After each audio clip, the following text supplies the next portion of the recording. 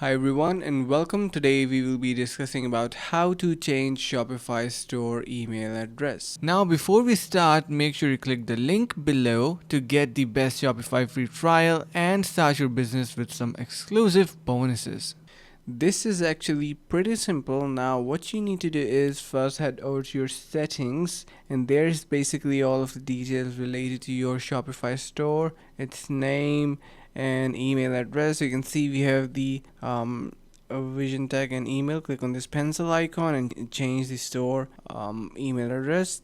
Pretty simple, no hassle, no worries. And if you still are confused, you can feel free to let us know in the comments below. I will try to get back to you as soon as possible. Now important thing is that this is inside general, so do not simply search for user in users and all of other fields. So it should be right after you click on settings. You can see at the very top we have this place. So that is it for this video, and hope this video was helpful. Finally, make sure to click the link in the description below to take advantage of our exclusive Shopify free trial to start your business right away.